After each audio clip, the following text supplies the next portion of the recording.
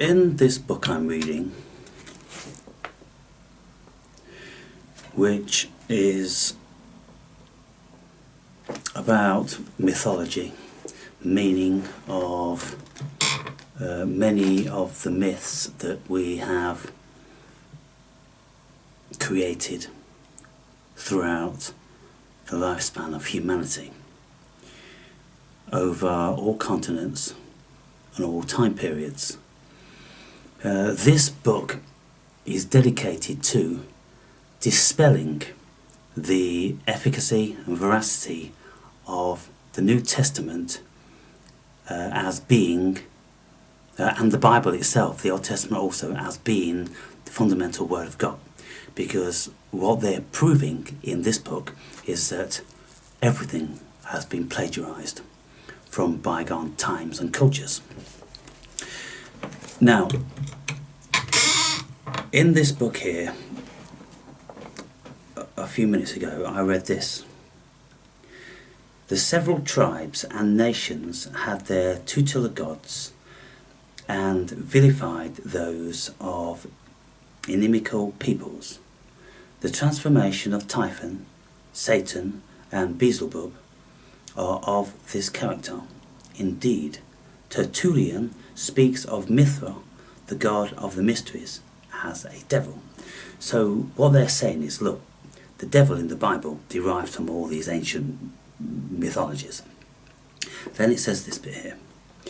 In the 12th chapter, 9:11 of the Apocalypse, which is Revelation in the New Testament, in the 12th chapter, 12 is always very significant, of course. 12 apostles, 12 astrological constellations, 12 hours in the day, and all this sort of thing.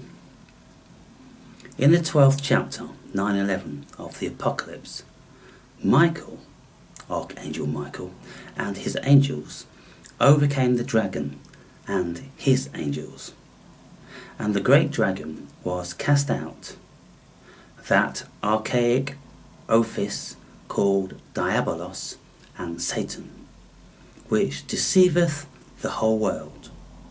It is added, they overcame him by the blood of the Lamb or Christ, had to descend himself to descend himself to hell, the world of the dead, and remained there 3 days before he subjugated the enemy according to the myth. Now, I looked at that and I thought, well, 9/11, Revelation, Apocalypse, what significance does that have to 9/11? Now, this book was written in 1875, people. So, I went on Google and I googled a few things, and what I googled was 9/11 mythological significance, and I'm going to read what it says here. This is on the Google site, The Bible Says. The heading is Revelation 9/11 Meaning. In this vision, the Apostle John unveils the dark and distressing judgment of God as it manifests through demonic entities.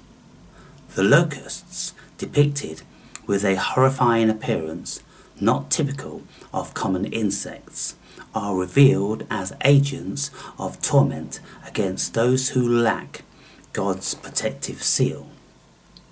Their leader, described as the angel of the bottomless pit, is known by the names Abaddon and Apollyon, meaning destroyer. This designates not merely an identity, but emphasizes their purpose, to inflict mental and spiritual anguish rather than physical death during this judgment period. This aligns with the broader theme in Scripture, underscoring the reality of evil and its ultimate destruction as part of God's divine plan. So, when the evil one, the angel of the bottomless pit, sent these locusts onto the Jews with the intention to torment rather than kill. And so when the planes hit 9/11, the whole world was traumatized, wasn't it? Tormented, terrified. 3,000 people apparently lost their lives, but the whole globe was shaken to its core. And significant that the locusts, which were a terrifying insect, perpetrated this crime, like the planes in the sky. The reference to their king and the devastating impact they are allowed to have highlights a crucial aspect of divine judgment. While God allows these beings to cause pain, he also establishes limitations, ensuring their ability to torment lasts only for a designated time. This reflects God's sovereignty over all creation, including the forces of darkness, and his commitment to ultimately preserving his faithful ones from being overwhelmed by evil. As stated in the verse, it signals both a warning and a reminder of God's justice and mercy.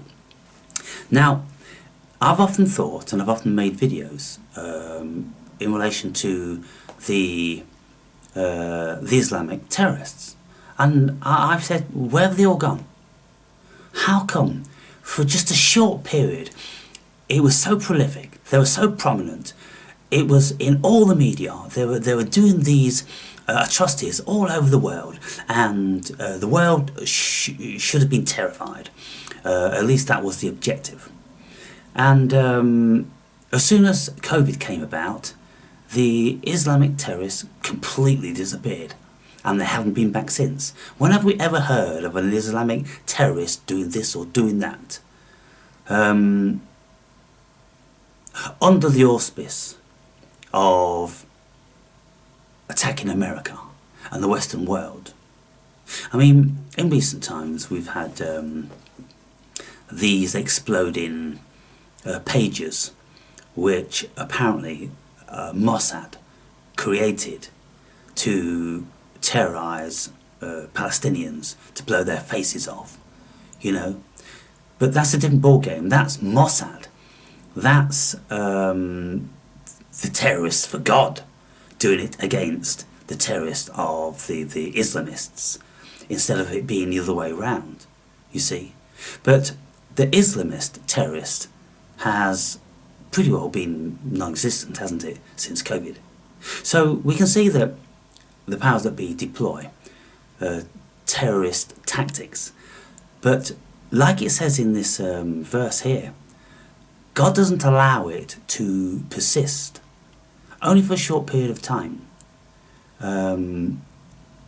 to give like a wake-up call. Now, I'm going to read something on Google now, which is under the mythology, and I ask, what's the meaning of 9/11? And it says here, angel number 9/11 is a vibration of spiritual enlightenment. In the end, the meaning of 9/11 and seeing 9/11 repetitively is a reminder to be your true self. You are a divine being, and now it is time to gift the world with your talents. So 9/11 was a wake-up call. 9/11 in America is the number for an emergency call. So when we look at why this crime was perpetrated on 9/11, I ask, who would have chose that day? What benefit would the Islamic terrorists have had of choosing that day? You would have thought they would have chose a date which pertained to a significant religious verse in their Quran, to make it really powerful, because it would have been a big prayer and asking Allah for the success of it and this, that and the other. Why would they choose 9/11 just because it's the America's distress call? That's not very significant at all. But if America chose that number, then it is very significant, isn't it? Because it is their number for terror. Everybody knows it. 9/11, terror emergency. And so when we look then at the passage of 9/11 in the Apocalypse, which means Revelation, we can see that there's significance there. Now, I'm going to read a little bit more of a few bits I've highlighted. What does 9/11 mean spiritually? The appearance of 9/11, angel number, is often interpreted as a sign of spiritual awakening and the invitation to embark on a journey of deeper self-discovery. It signifies that you are ready to shed the layers of your old self and embrace a more enlightened and authentic version of who you are. So an emergency call is also a wake-up call, a spiritual wake-up call. You know, we have to look into these things, people, because we have to see what the root of many, many things that we take for granted these days. The question I ask is, why didn't anybody officially speak about the spiritual meaning or the religious meaning of 9/11? Why didn't anybody in the media start putting the pieces together that this is a spiritual warfare?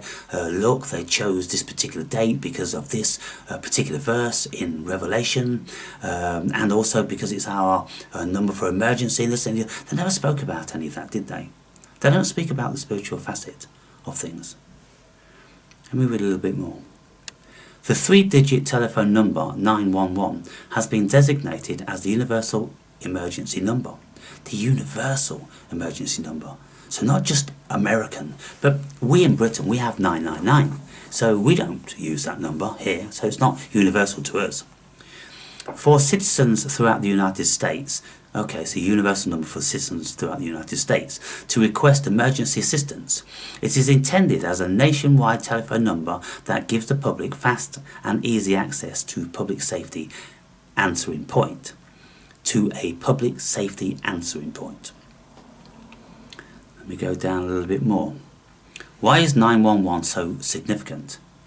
As no other event in US history, not even Pearl Harbor, the deadly assault on New York and Washington that took the lives of almost 2,000 people on September 11, 2001, shattered the nation's sense of security. So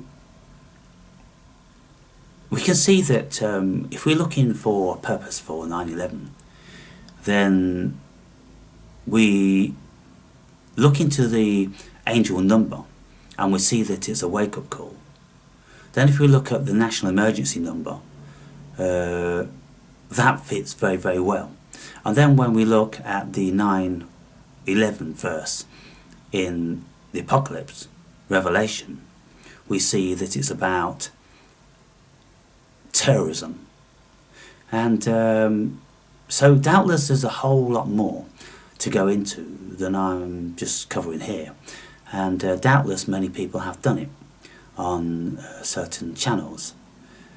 And so I think I'll start Googling the spiritual meaning of 9/11 on YouTube and see what anyone's coming up with. But things run vastly deeper than any of us have any awareness of.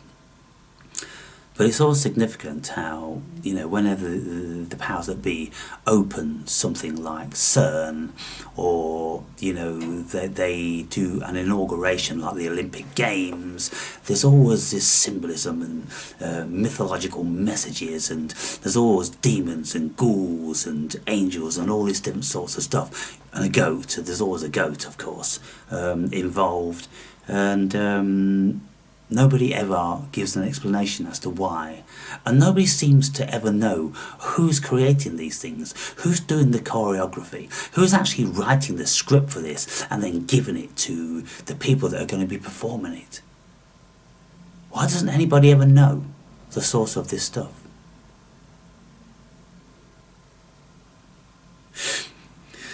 Anyway,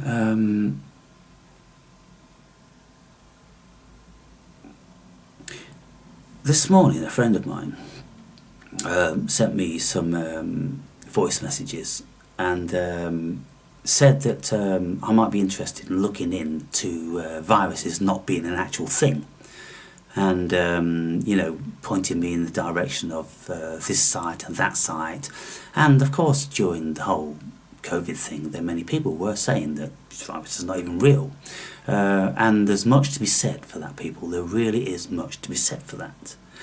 Then a couple of days ago, there's another friend and viewer who sent me a small video of an African tribe which built their houses in tree houses, you know, like sometimes 100 meters high, 300 feet.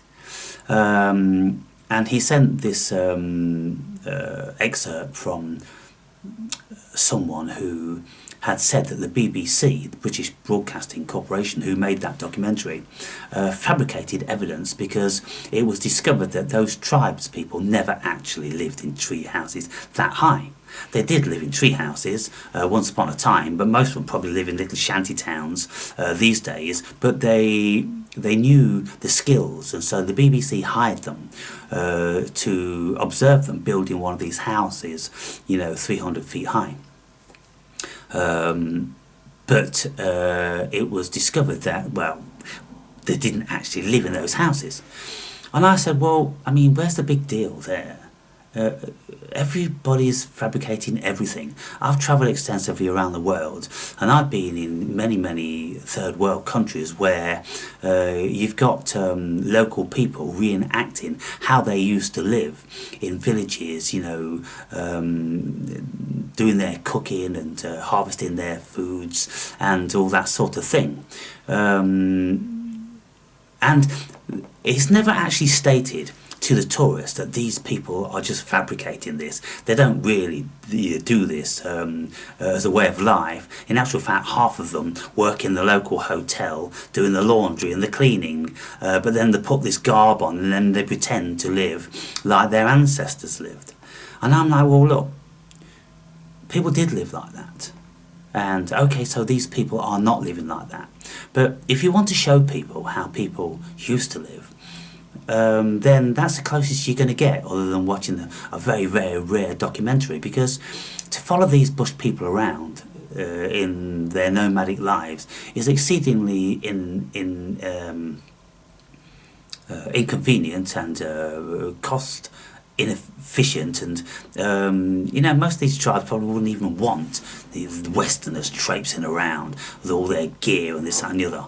And so then people will replicate or fabricate.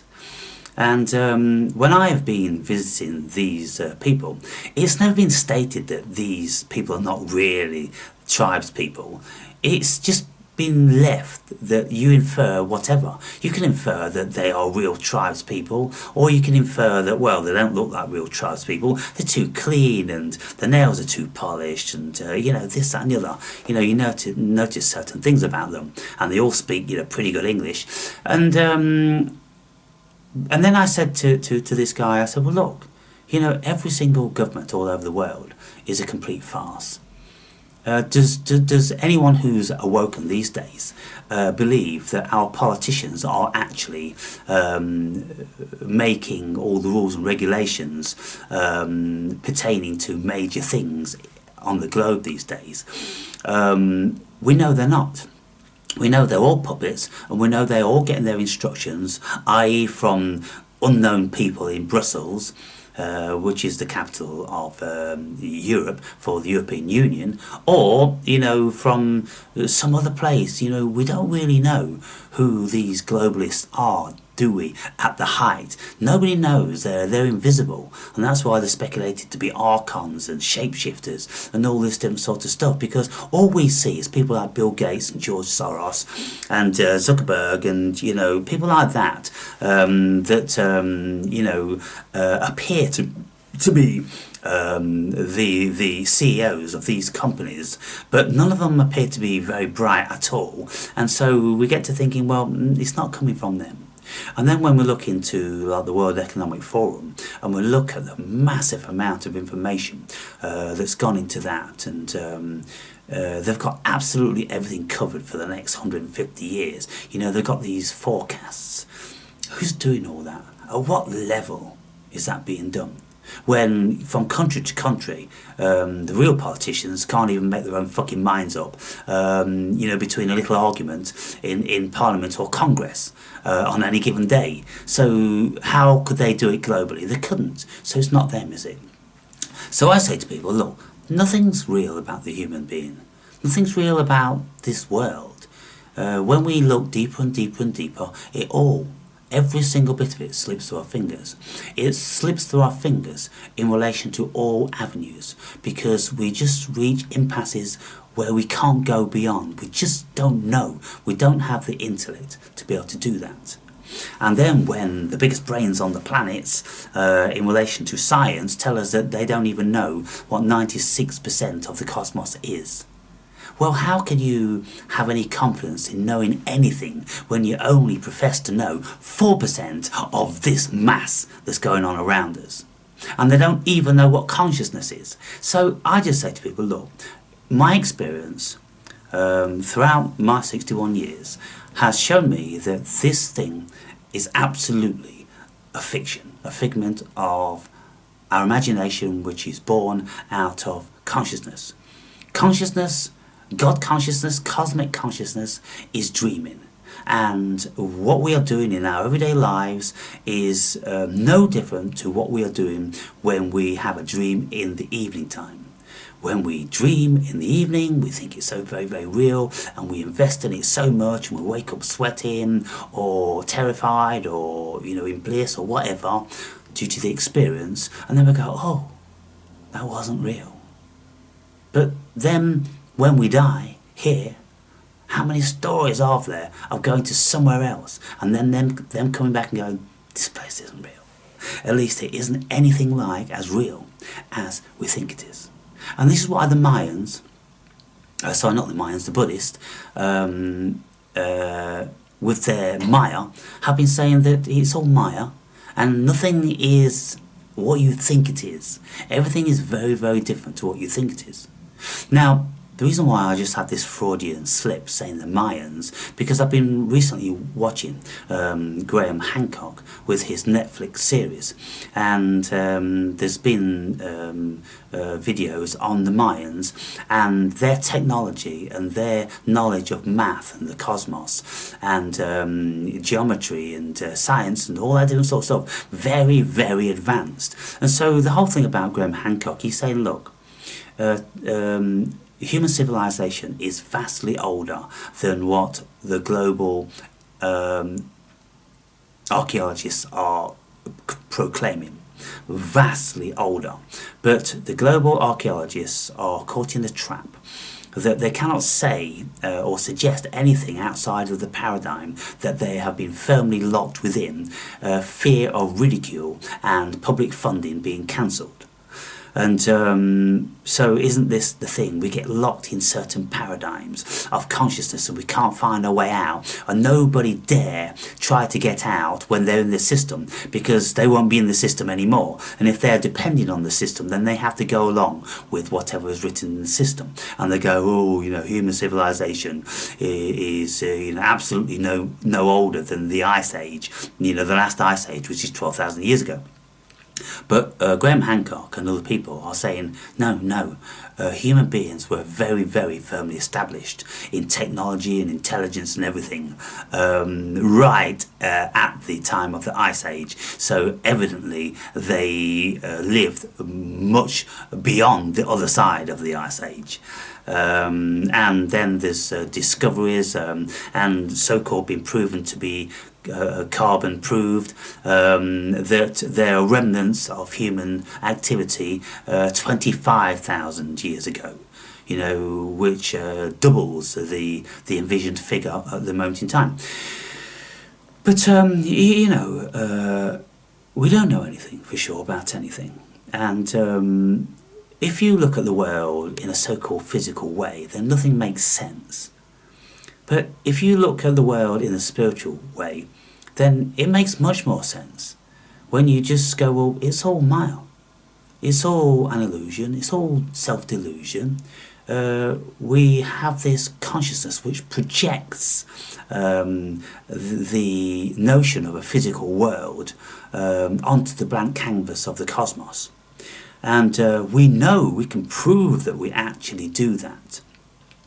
And yet nobody wants to accept it. And quantum physicists are always saying that there's no physical matter here, but nobody wants to accept it. And, you know, spiritualists and all different sorts of philosophers and very intelligent people have said, look, there's nothing really going on here. It's the dream in the mind of cosmic consciousness or God or what have you. And when you investigate into mythology, you go further back and further back and further back, you can see that all this stuff came out of human consciousness. Everything derives out of human consciousness, of course it has to, because we don't have any other consciousness. We only have human consciousness. But when you go back to all these myths and you look at what they were saying and what they wrote and what they built and all these different sorts of things, then we look at that and we go, well, look, they seem to believe this and they seem to think that. And if we ask ourselves as psychoanalysts or psychologists, why were they thinking that? Well, it's because why do we think the same things today? We evidently share the same consciousness now as our human ancestors did then. We invent things. We like to think there's a God. How many people on the planet today, you know, grasp vehemently, fastly to the notion of God? It's ridiculous. It's pathetic for an intelligent species. But so we're no different now than we were many, many thousands of years ago. We just create things out of our own imagination. And if we look what we've done in recent times, the past 2,000 years, in inventing the devil and gods and those sort of things, well, if you go back 5,000 years with mythology, you can see that humans were doing it then.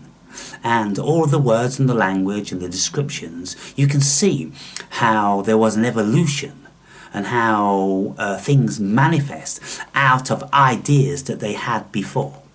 And you can see the etymology of words stemmed from way back when, and then you can see the ideas that people had about gods and devils doing battles in the sky, like the Greeks and the Muslims and the ancient Egyptians and the Hindus and the American Indians, all cultures all over the world. They've all been inventing these battles that have been going on in the heavens. Why is that? Well, because we have a battle going on within our minds, because we have these dichotomous minds. Many of us have ways in which to look at one side and then the other side. But many people don't have that facility. They only have the facility for looking at one side because they don't have this internal dialogue. Most people, they don't even have an internal monologue. They don't hear voices in their heads. They can't think things in their heads. They can't think and solve problems. They just act like automaton, which is really, really bizarre, isn't it? So then when we look at the hierarchical system of humans, we can see why that has come about, because some humans have a higher, broader, vaster state of consciousness. They have the facility of thinking X and thinking Y.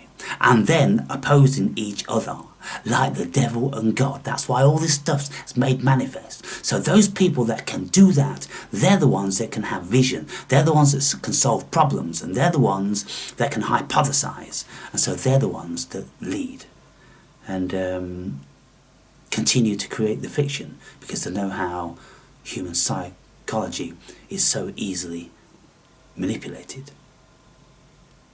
Anyway, I'll end this video there, people. Don't know why I'm speaking into this. I was going to turn on the camera on the computer and show my screen,